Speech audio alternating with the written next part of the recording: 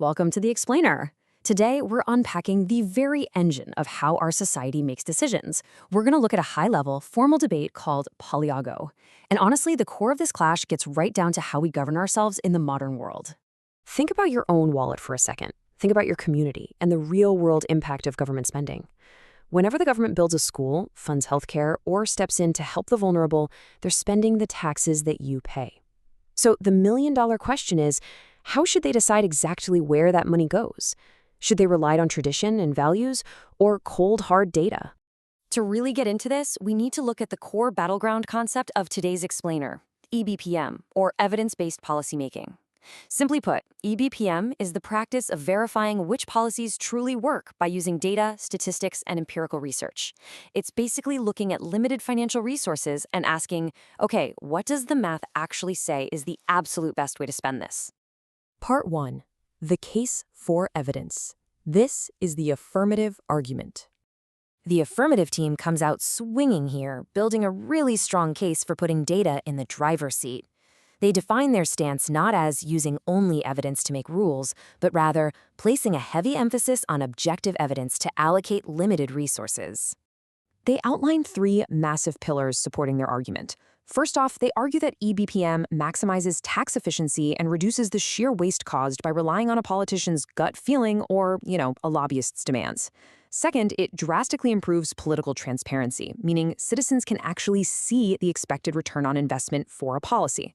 And third, they argue that modern issues like climate change or declining birth rates are just way too complex to solve without serious scientific analysis. So the crucial point here is that when tackling incredibly complex issues like child poverty, data helps us find the most effective intervention rather than just guessing. The affirmative team makes a great point. If we agree as a society that we want to reduce child poverty, how do we actually do it? Cash handouts, education support, employment programs. Without data, we're literally just throwing darts in the dark. Moving on to part 2, the limits of numbers. Let's look at the negative argument. Now, humans are obviously not just data points on a spreadsheet. The negative team presents a powerful countercase, highlighting that politics is fundamentally about human values, not just economic efficiency. They argue 3 main points. First, public policy inherently involves moral and human value judgments. Second, EBPM structurally overvalues easily measurable metrics while completely ignoring things we can't easily quantify. And third, evidence isn't always politically neutral. I mean, whoever chooses the data gets to shape the narrative, right? The negative team uses a really powerful analogy regarding rural public transport. Picture a rural train line with very few riders. If you run a pure cost-benefit analysis on it, the data will almost always ruthlessly tell you to cut it.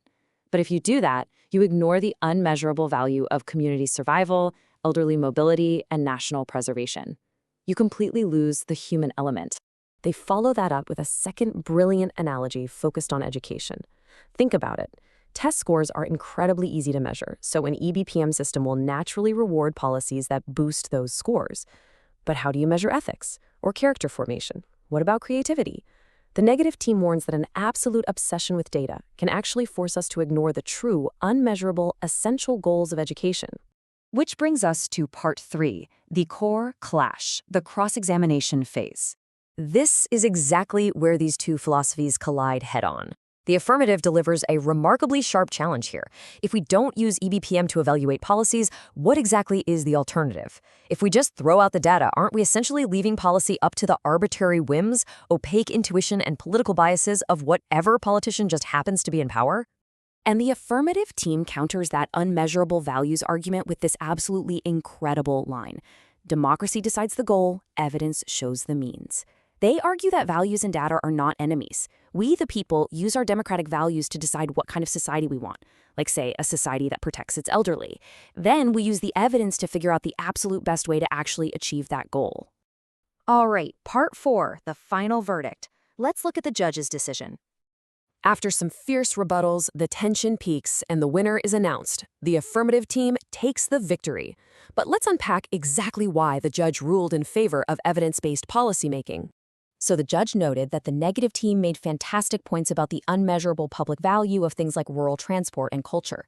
However, here's the big reveal. The affirmative won because they successfully merged values and data. The negative team kind of got stuck attacking an extreme data-only straw man, an absolute Ebpm supremacy that the affirmative wasn't even actually defending. The affirmative proved that recognizing human values and using data to achieve them can and absolutely must coexist. Finally, Part 5, Why It Matters, the real-world impact on your life. Let's pull these concepts out of the debate hall and drop them right onto your doorstep. Why does this matter? Well, because the outcome of this debate literally shapes the everyday policies that affect your life. Every single time your local government debates healthcare funding, education reforms, whether to build a new bus route, or how to tackle environmental protections, they are wrestling with this exact clash. Are they actually listening to the evidence, or are they just making assumptions? This debate leaves us with a brilliant final point on what it actually means to be an informed citizen. True civic duty doesn't mean blindly following the numbers, but it also doesn't mean reacting to complex social issues purely with emotion. It really means doing the hard work of holding both your core human values and the objective empirical evidence in your mind at the exact same time. And that brings us to the end of our explainer today. I want to leave you with a question to really reflect on the next time you hear a politician make a promise.